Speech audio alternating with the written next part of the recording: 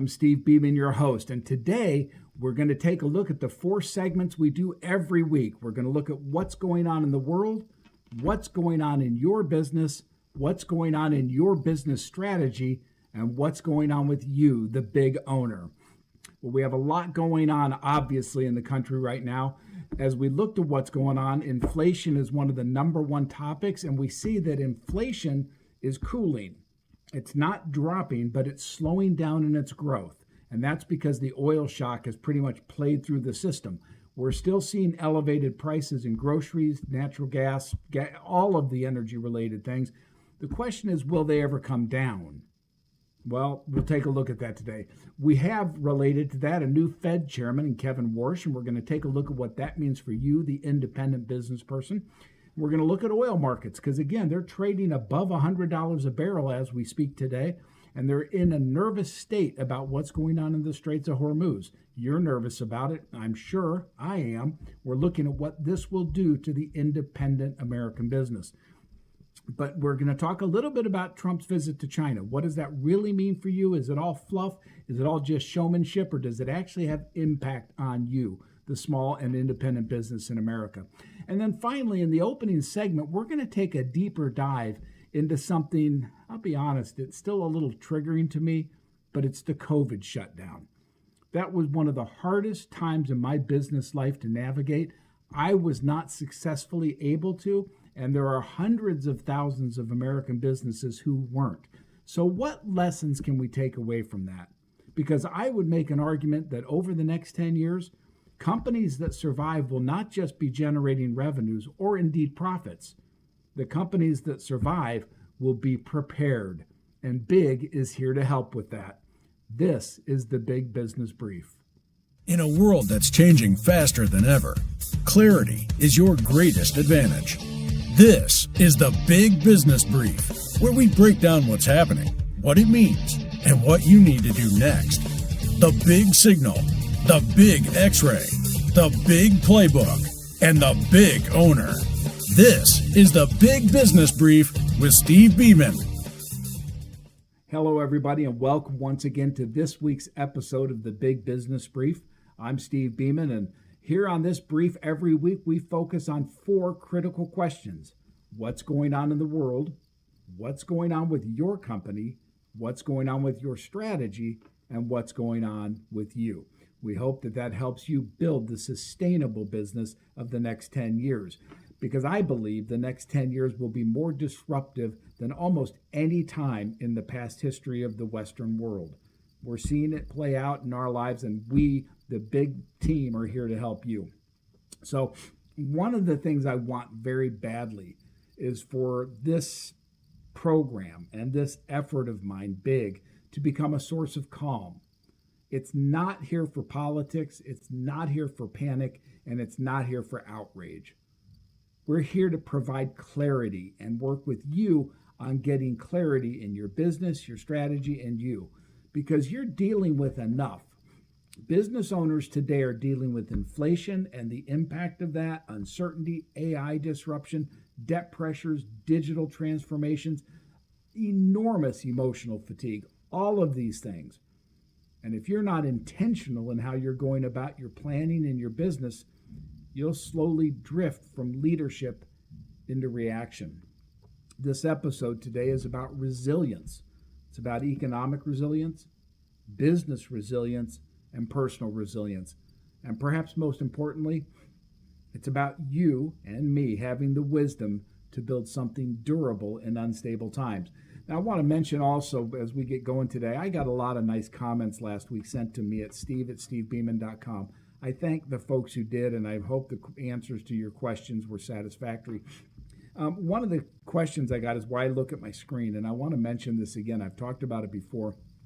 When people do this kind of thing, as you well know, they either use a teleprompter, in which you can read directly from it in front of the camera. You never know they're reading it if they're good. Or they take a side camera angle and they can read directly from their computer. I don't like those solutions. I'd rather just talk to you. So in front of me on my computer, I have notes, and that's why I look down, because I want to make sure I don't forget anything that I think is important to share with you.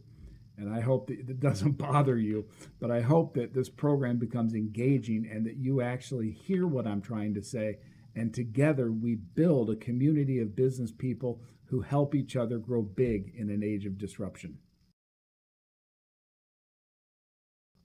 So, segment one, we always look at what's going on in the world in the economy. It's not a political commentary. It's trying to peel through that and look at the economics of the independent business and small business and look at what's really going on for you. You can watch the opinion news any night you want. That's not what we're about. We are about fact and helping you navigate disruption. So let's begin with inflation because it's affecting virtually everything that you and I do. Official inflation numbers coming out have somewhat cooled from their peaks. We've seen a flattening of the inflation rise, and that's good. And you know it as well as I do. It's because the oil shock has played out through the economy. But the question is, will those prices ever come down? And the answer is, we don't know. There's a lot going on in this Hormuz Straits thing and this Iranian situation. You and I could talk about it all day long. I believe the president took a massive gamble doing what he did. You could argue that it was necessary for geopolitical and national security reasons. I get that. But from a purely economic standpoint, related to the small and independent business people, it was a big gamble.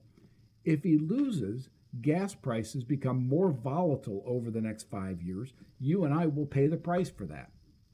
If he wins, well, gas could become something that has global free markets like never before. We could see really sizable reductions in the price of a barrel of oil with a lot more supply continuity throughout. So it's a bifurcated question. I don't at this time, maybe you do, but I don't know if we're going to be successful or not. Time will tell. I hope that we are, because for you and me, a victory in that oil-related scenario is enormously beneficial.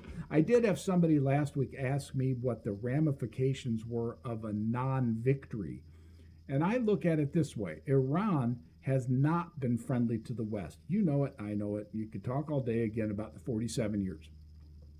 My big concern is if they get nuclear weapons and if they are empowered to become a nuclear power, then what will happen is they will control the oil prices out of the Middle East. Now, that's until the other countries develop alternative shipping methods. But you could see a situation where Iran literally runs the price up to $200 a barrel, and there's nothing we could do about it. That's the danger of them getting a nuclear weapon from an economic perspective. So, again, I don't know where this will end. I don't have a crystal ball. I don't think anybody does. There's a lot of speculation. But for you and me, who are day to day filling up our trucks, filling up our cars, trying to pay the bills at home, for you and me, I think we can see oil in this $100 and something a barrel range for quite some time. I don't think it looks like anytime soon you're going to see the reduction that you and I need to see. So inflation is here with us. It's not really embedded inflation like we've seen in the past. This is a transitory thing. It's there for one reason, and that's the oil shock. It's conceivable it goes away. But for business owners, you can't operate your business, using old assumptions. Because with these kinds of pressures, margins matter more to you than ever. And you need to be focused on your margins, your efficiency, and your pricing discipline. I don't think prices are going to return to where they were, and I think you and I need to be highly, highly sensitive. We need to recognize that in your capacity as a business owner, wise leadership adapts to reality rather than measuring the past. That's hard to do, but that's what we're here to help you with.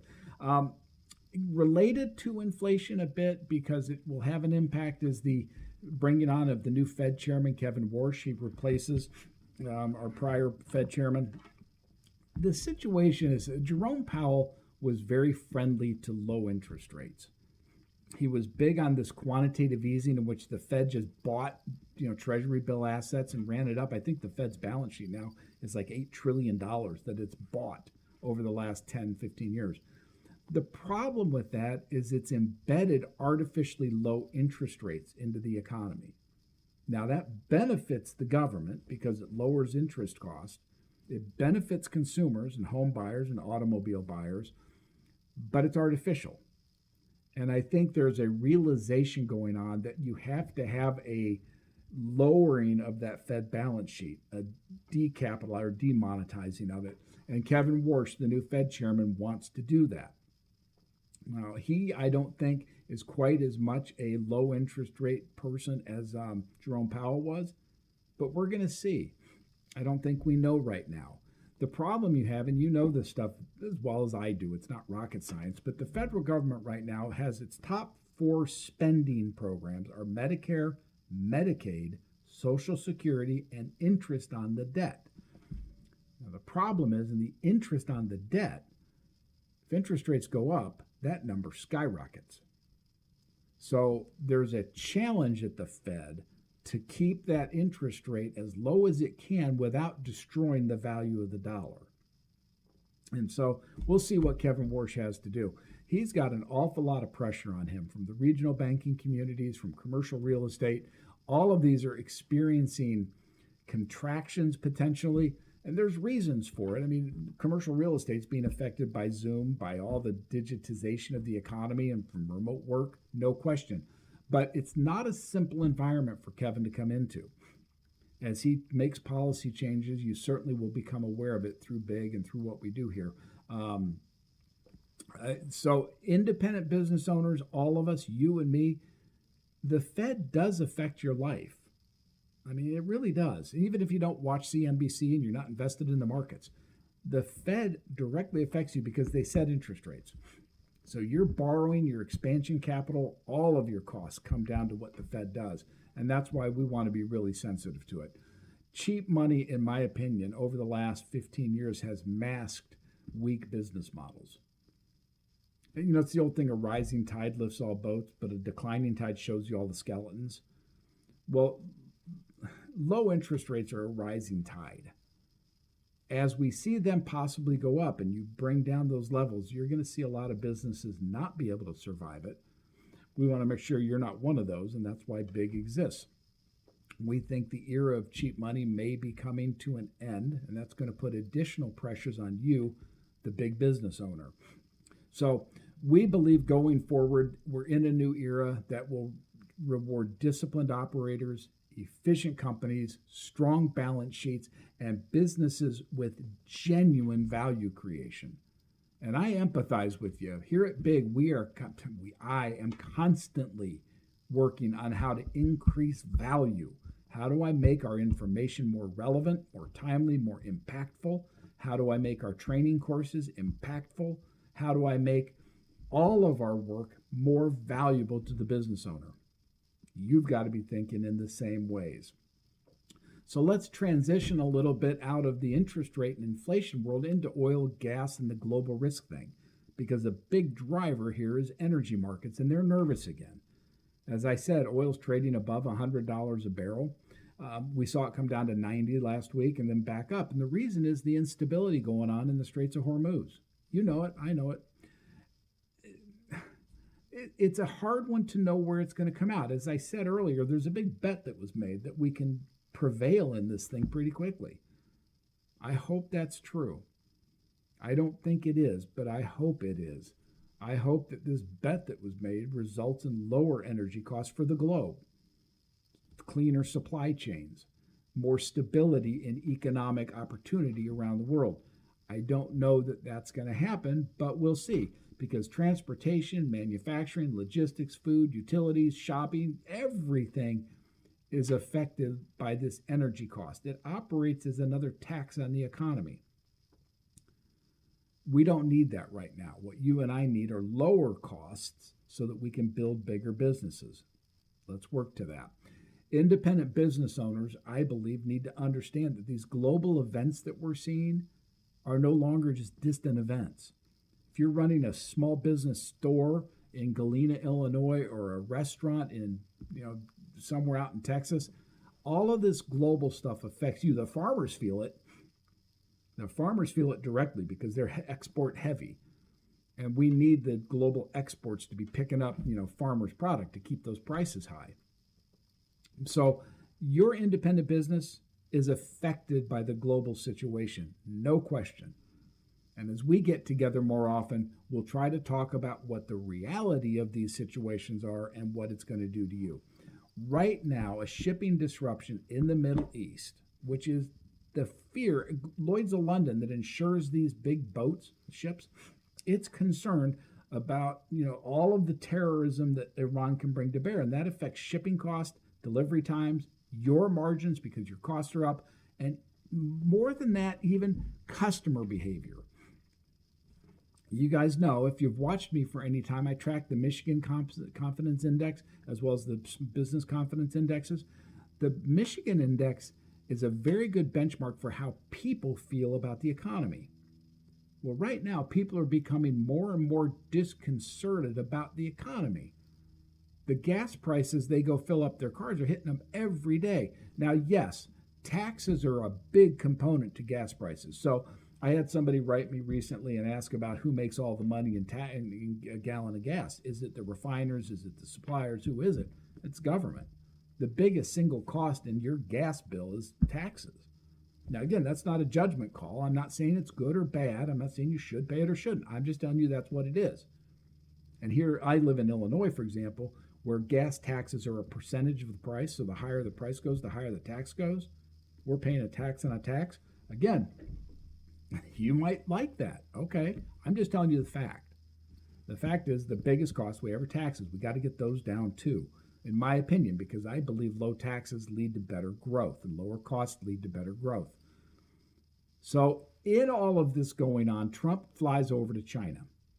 We saw that it was very well received by the Chinese government. Okay, does that mean anything? I don't know. I think Trump took a lot of big CEOs over there and they hoped to get a lot of good business deals out of it. There were some preliminary agreements on soybean acquiring, on aircraft acquisition. What I think you're seeing now, and the relevance of this China trip, is a global realignment. If we are successful, rephrase that, if Trump is successful in the Mideast and brings resolution to this Iranian situation in a way that builds positive, free-flowing oil through the Mideast, what we have done as a nation is restructure this to be more of a partner with the Chinese, if you will, than an enemy.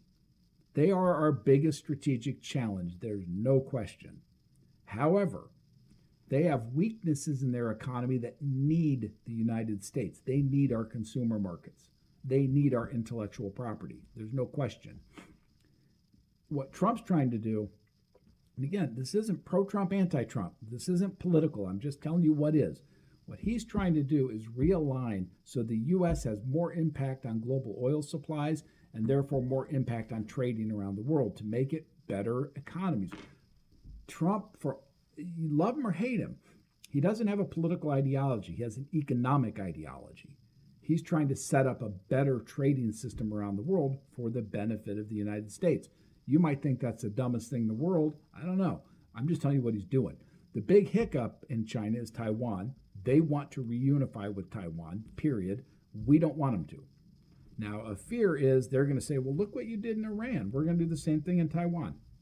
Will they? I don't know. China remains a question.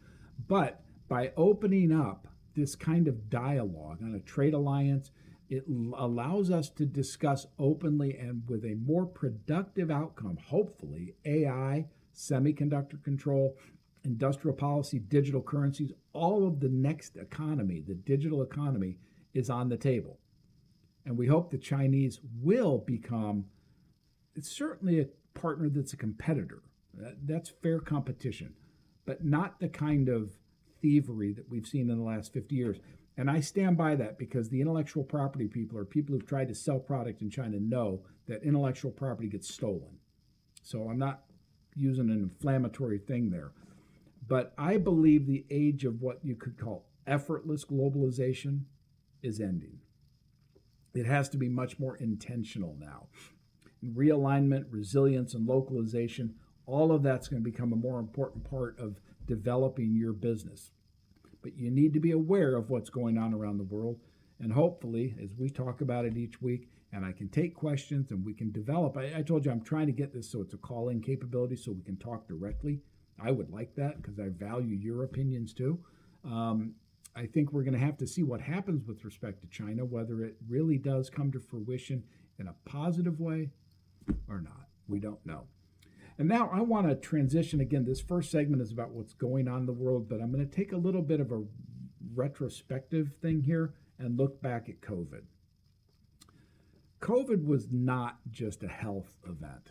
It was much more than that. And again, there's a lot of political commentary here. I don't want to make that.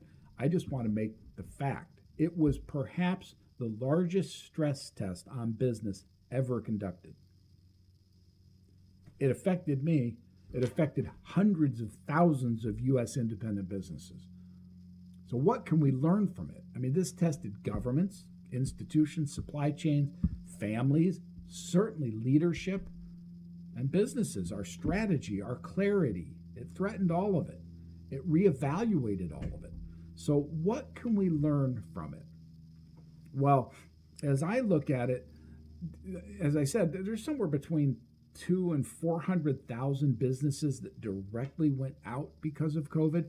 I think that number is vastly understated because a lot of businesses don't legally file bankruptcy or officially shut down. They just quit operating. I think COVID hit a lot more of us than we like to admit. So many businesses just shut the doors and walked away. So COVID became one of the greatest stress tests in history on your business. And I think there are 4 great fragilities that COVID highlighted. And we can learn from that going forward. Number 1, cash flow. Most small businesses did not fail because demand disappeared. They failed because cash reserves were too thin, debt loads were too high, or margins were too narrow. Now, these are universal things. They're going to be with us in the next disruptive period too. So these cash flow impacts on your business are highly relevant. Businesses running paycheck to paycheck can survive growth, but you can't survive disruption. And we'll have more disruptions like this. If anything we know is anything can happen today. I would have bet anything the government wouldn't have done what it did. But we now know that it can. So these kinds of disruptions, whether it's through banking, political things, whatever, we have to get ready for as independent business people. So COVID exposed that a lot of companies were operating with 15 days or 30 days of cash, but not enough to survive a protracted change. So cash flow, cash is king. It comes down to cash flow. Make sure in your business your cash flow forecasting tools are put into place. Secondly, digital fragility. It accelerated the digital economy, perhaps 10 years of growth and compressed it into 2 years. We saw everybody move to remote work and the impacts of that. Online sales, remote engagement, automation, all of it. AI came out right at the end. But what you saw was a need for your business to be digitally strong, whether it's your online selling presence, your remote work capabilities with your employees, understanding the AI impacts on your business. I'm running a masterclass coming up on technology. If you'd like to join that, please write me at steve@stevebeaman.com. We'll be happy to have you join us. The fact of the matter is this AI stuff grew up now, and it's affecting everybody's business. It's interesting, on a business model, subscription models exploded. And you see it. I mean, everything is a subscription now. You can buy shaving cream on a subscription. Stuff that people never would have dreamed of is now subscription-based. So there are strategic changes that have happened to our business because of this COVID shutdown. So cash flow and strategy. Third, customer fragility. A lot of the small businesses realized they had one major customer, one major supplier, one traffic source bringing their customers in, one distribution channel. They had other economic assumptions that were played into this.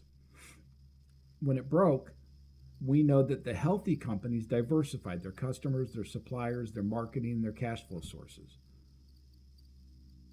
And fourth, and this is perhaps the biggest thing from it, leadership fragility. Leaders were tested on every possible level because it exposed that while many of us in the independent business community are excellent technicians, we never really had to lead people through these kinds of challenges. Many of us failed that test, but we can learn from it and we can become better as we come out of it. So when chaos arrives like that, fear took over, decision making froze and became reactive, communication broke down, health individually may have declined because of the stress loads you were carrying, relationships suffered, stress became overwhelming, and so it became reactive rather than proactive leadership. Under periods like COVID, that's a very common outcome, but we can learn from it by putting clarity into our strategy going forward. We can be prepared for these dislocations as we need be using proper clarity in our things. That's why when we talk about your strategy, we talk about the 7 lanes of business. And I also talk about the 5 paths of your life, because we've got to get the strategy and the life put into clarity. And that's the purpose of that. If you go to beamanintelligence.com, we have 3 tests up there. We have the big X-ray, which is about your business, the clarity exam, which is about your strategy, and the big 5, which is about you personally. Doesn't cost you anything. I urge you to go to beamanintelligence.com, take those, and begin a path toward putting more clarity into you and your business. And perhaps the biggest issue that came out of COVID was consolidation. It's the part that nobody really wants to think about or discuss, but it's why many of the independent businesses did collapse. COVID accelerated consolidation, digital monopolization, e-commerce dominance, centralized systems, and dependence on giant platforms like Zoom and LinkedIn, the true giants. But Main Street weakened.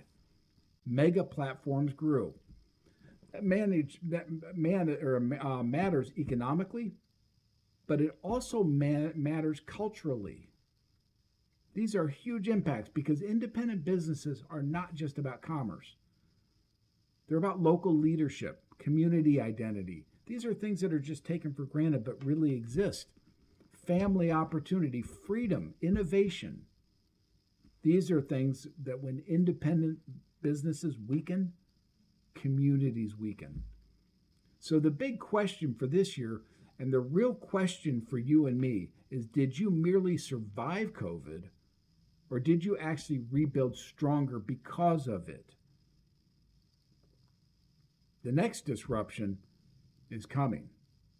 Might come from AI, robotics, the debt, cybercrime, inflation, energy shocks. Nobody knows exactly what it will be. It's the unknown unknown, but we know it's going to happen. Be prepared for it, because we know that the future will belong to the resilient business. And that brings us directly into segment 2. What's going on with your business, the big X-ray? Because understanding the economy matters. We all see that. But understanding the strengths and weaknesses of your company matters even more. So in this segment on this program, we're going to look at, are you building a strong, resilient business? Or are you on a path to build a fragile one? So let me ask you a difficult question as we begin. If your revenue stopped for 60 days, what would that do to you? Could your business survive? Could your systems hold up to that? Would your customers stay loyal? Would your employees be stable? Because do you have enough cash reserves to carry you through? Because pressure will reveal, as we said, the foundations of your business. And one of the great mistakes in business is confusing growth with strength. So as you think about the hardcore reality of what happens in a 30, 60, 90-day disruption, how much stress can your business handle? Now, growth can hide weakness. You can think things are growing. You're throwing all your money back into growth. There's a statistic, as you well know, that out of every 100 businesses that start, 90% of them fail. there's a really weird breakdown on that it's not necessarily in year one, it's year two. Because what kills companies often is growth, because they're growing so fast they don't have the reserves to withstand any shocks. And that's kind of what we're talking about now. Do you have the reserves to handle the disruption? If disruption becomes a way of life in our economy, you've got to be prepared to handle it. So your business can't just be one that grows, it has to be one that endures. So here are some questions that every owner, you and me, should be asking ourselves. Do I truly understand my numbers? Do I really understand my metrics? This is played up sometimes as only an MBA study, but it's not. In reality, do we understand them? Is my margin structure really healthy? Am I overly dependent on any one or group of customers? Can my company operate without me? Are my systems documented? Is my cash flow predictable? Am I building value, or am I just building a job for myself? These are real questions, and we need to be honest with ourselves in looking at them as it relates to our companies, because in building a resilient, stable company, we can't be overly dependent on you. What happens if something happens to you? What if you have a heart attack? Does your company just die? We need to be able to say that our business is stable on a cash basis, on an operational basis, on all of these levels. And that's why, again, we go to the 7 lanes. But it's got to be operational and stable on all of those. If you look at kind of one of the things we've talked about here, we've talked about wise leadership, preparing. So I went a little bit long in the first segment, so I'm not going to dwell as much on the big X-ray here. But these questions are real. Do I understand my numbers? Is my margin structure healthy? Is my business digitally competitive?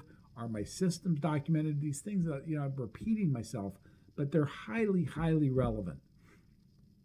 And as we look to go from the big X-ray looking into our business into the big playbook, which is our strategy, let's keep those questions in mind, because they, for us as entrepreneurs and solopreneurs, are highly relevant. And that brings us to the third segment, the big playbook, because survival in an economy is more than hard work. It requires clarity and strategy. And the big playbook is all about building a more clear strategy for you and your company. Today, we're going to talk about cash flow and financial controls, because in developing a strategy that's resilient and can last over time, those are two concepts that you must have. Remember that cash flow is not an accounting thing. It's oxygen for your business.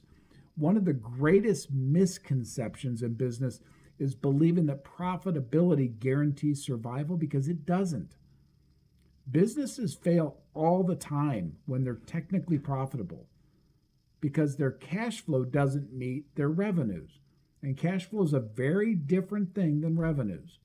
If you're not developing for yourself a cash flow forecasting tool right now, write me at steve@stevebeaman.com and let's get one in your hands. Because cash flow is, in fact, the oxygen for your business. And when oxygen disappears, everything else falls apart pretty darn quickly. I mean, COVID exposed how fragile companies were on that level.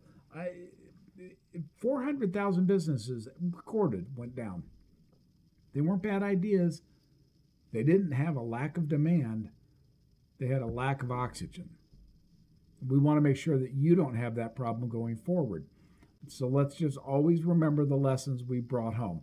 So developing key disciplines in your cash flow and your operational procedures toward this end are enormously valuable. You need to have emergency reserves. And what's that realistic amount? 6 months, maybe? So that you can step away for a 6-month rolling period and say, you know what, we'll survive. Because it helps you think clearly and not react in a survival mode. Now, if you have a really short sales cycle, maybe you need 3 months. But for most, the idea of a 6-month cycle to say I can survive that long with a major disruption is what you need to have. Do you have and can you build into your business recurring revenue? Do you always have to live off one shot sales, or can you build some kind of recurrence into those revenues? That's easier said than done. I know that.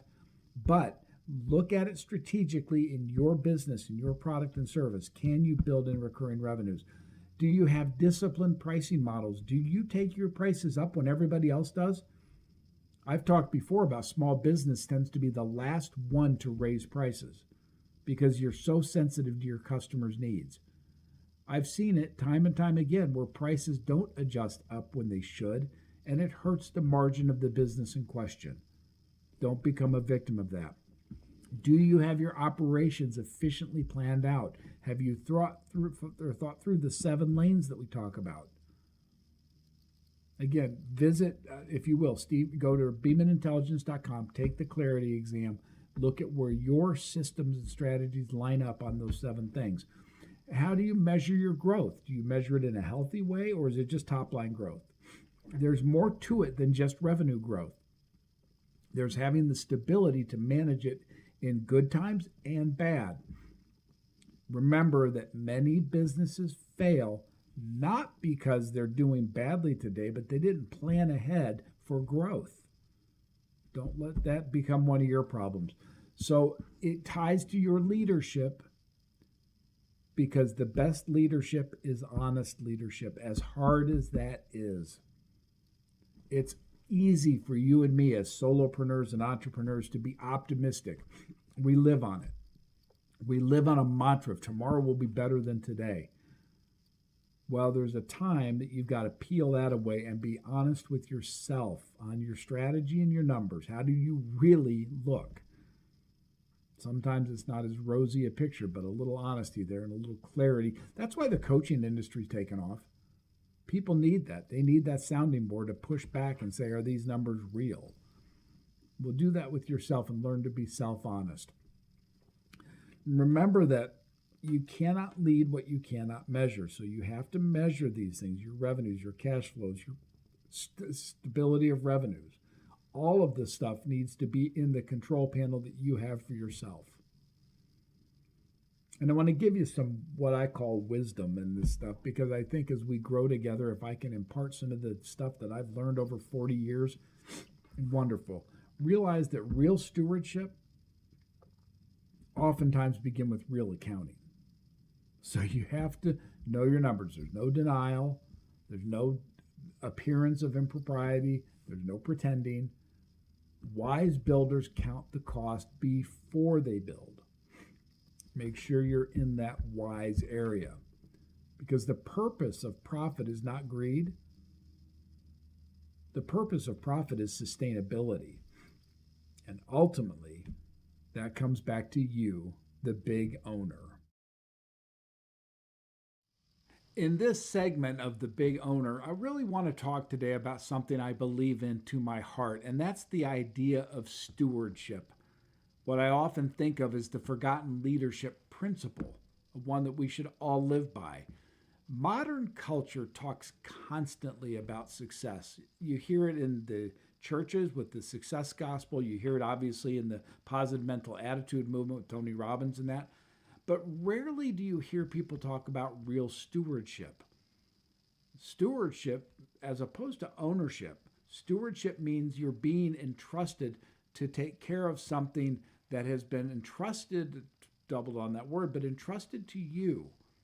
You don't own it, you're caring for it until the next generation. And I believe in our businesses, our job is to be stewards over those companies to the benefit of the next generation, whether that's our children, a company we sold it to, whomever it may be. It is yours for a time. Your job is to oversee it with a higher purpose. Stewardship goes to your business, your family, your health, your finances, across the board. Oftentimes we think of our homes as stewards over it. It's ours for a time. I'm a big fan of history. And it's not hard to go through Ulysses Grant's home. That was 150 years ago. It's still there. He's come along, been gone a long time, but his home's still there. Properties here where I live, there are trees 200 years old. They'll long outlive me. I'm a steward over that which I'm given to take care of today. These are principles that I try to live by. I can't always say that I've been good at it. I've made my mistakes. I've shared some of those with you. I've made a lot of mistakes. I've done some really good things too. But it doesn't mean if you make a mistake, you can't go forward and say, okay, how do I do better next time? And stewardship is one of those over our companies that we really need to look into. There are 5 dimensions that I believe are important with respect to stewardship, and there may be more or less, but let's take a look at these 5 for you and your business. Number 1, financial stewardship. Are you building real strength or merely financing appearances?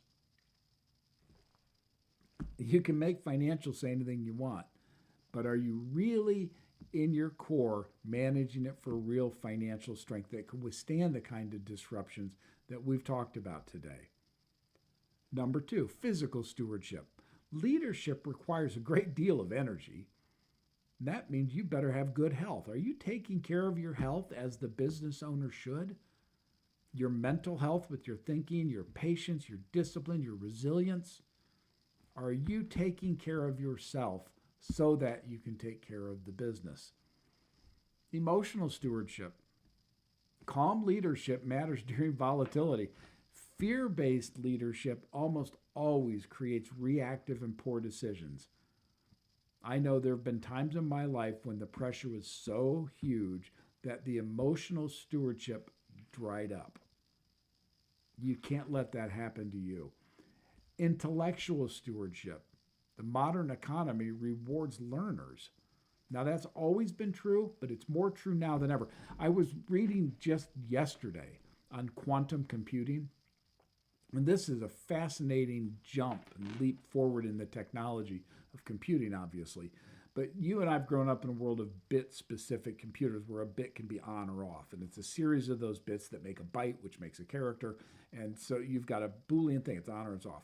In the world of quantum computing with what are called qubits, there is no on or off. It can be multiple states simultaneously.